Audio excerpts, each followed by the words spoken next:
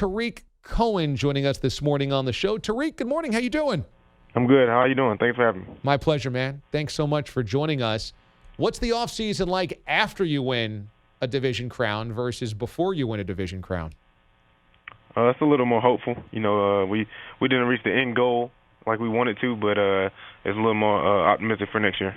Now, I think that there's a lot of people that are really optimistic about you guys, not only because of the roster, but also because of your head coach, Matt Nagy, who seemed to have kind of an immediate impact on the team of the franchise last year. You said that he just gets us. What is it about Nagy that you feel connected to? How does he get you guys? We feel like he's a player. He goes out there, he throws ball to us during pat and go. He gets things from a player's perspective. So I feel like that's the way that we fuse with him and the way he's won with the team. You're so versatile, and the versatility has gotten you a lot of recognition around the NFL. And when you have a lot of good players in the backfield and on the offense, is it even that much more important for you to be good at multiple things to make sure that you have an impact, that also you get touches? Oh, yeah, definitely. That's something I pride myself on, being able to know the whole offense so that I can be plugged in anywhere and still, make an impact in the game. Because at the end of the day, it's not about how I get the ball. I just want to leave an impact on the game. So you're a guy that wants to add to your repertoire this offseason, trying to be versatile. What is it that you're trying to add or get better at, improve at? Still the mental part. Still want to, expand my mental capacity. I want to be like the quarterbacks, know the whole offense, and that way, we can go no wrong. You were drafted in the 4th round a couple of years ago, 2017, so 2 years ago, out of North Carolina A&T. Obviously, it's a smaller school. Is that a source of pride that you've been able to make the NFL and make an all-pro bid out of a small school like that? Do you use it as a motivation or a chip on your shoulder? Oh, yeah, definitely a sense of pride. I'm proud of the school I came from, and, for me to be playing at this level, it goes to show that, players can come from anywhere, even if they get overlooked, coming out of high school or coming out of college. You still playing football at the end of the day, and you still have to get on the field, and do what you do. Tarik Cohen joins us this morning, all-pro running back for the Chicago Bears. Mitchell Trubisky took a big step forward last year, and as I mentioned before, obviously you guys making the playoffs. What did you see in terms of growth from Trubisky last season? I saw him, taking more control of the offense, outside of, what the coaches tell him to do. I feel like, we get to the line of scrimmage, and if he sees something now, he can audible. He's getting more comfortable with that, and just really taking the reins of the whole offense, especially in terms of, leadership, for getting everybody in order. You're listed as 5'6". Does it bother you if people call you short? No, it doesn't bother me at all because I know I'm short. Have you always just embraced it that way? Yeah, because there's really nothing I can do about it. So I feel like, I just got to go with it. Yeah, and it's worked out well for you, right? Oh, yeah, definitely. I feel like it has its pros, too. So last year you guys get eliminated in the playoffs in the missed field goal by Cody Parkey, and that this offseason it seems like all of practice and all the OTAs and minicamps have been focused on finding a kicker to be able to step in there. At times, does it feel like you guys are focusing on it maybe a little bit too much because it's just the kicker position?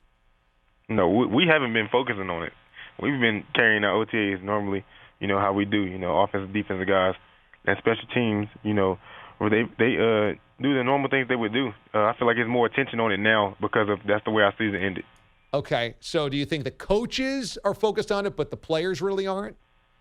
I really don't even think the coaches are that much focused on it because especially it's probably only one or two coaches. It's probably just Coach Nagy and then our special teams coach who's that much focused on it. Everybody else has, other things to tend to. Okay, so this is interesting because we had a report that you guys had silenced practice and that nobody could speak as one of the kickers lined up for the 42-yard field goal. Did you guys do that? Yeah, we did that for like the third time we had them do it. At first, it was free. You could talk. And then I think I was yelling too loud, so they told us we had to be quiet.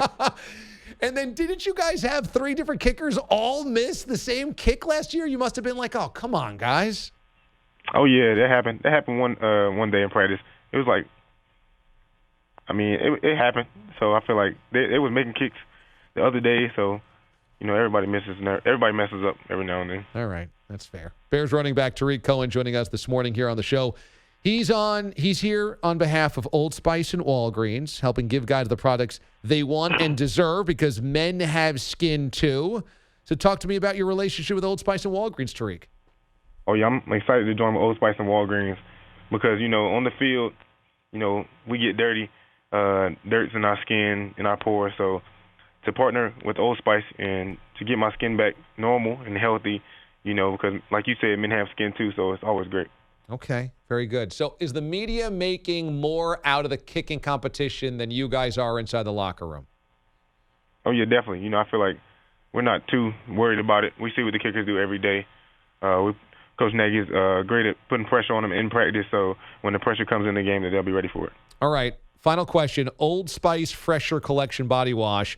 The Fresher Collection is why Old Spice is, quote-unquote, the greatest smell in the NFL. What's the best smell in your locker room?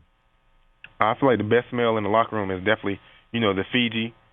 It's part of like you said, it's part of the Fresher Collection. Okay. And for the whole month of June, you can actually get two deodorants for $11.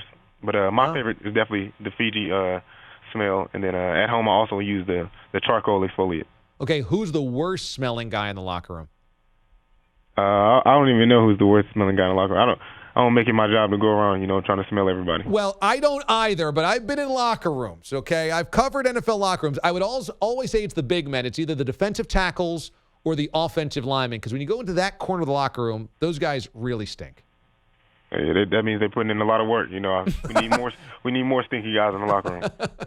Tarik Cohen, all-pro running back and kick returner for the Bears. Appreciate the time today, man. Thanks so much, and carry on. Good luck next season. Oh, yeah, thank you. Thanks for having me. You got it. Tarik Cohen,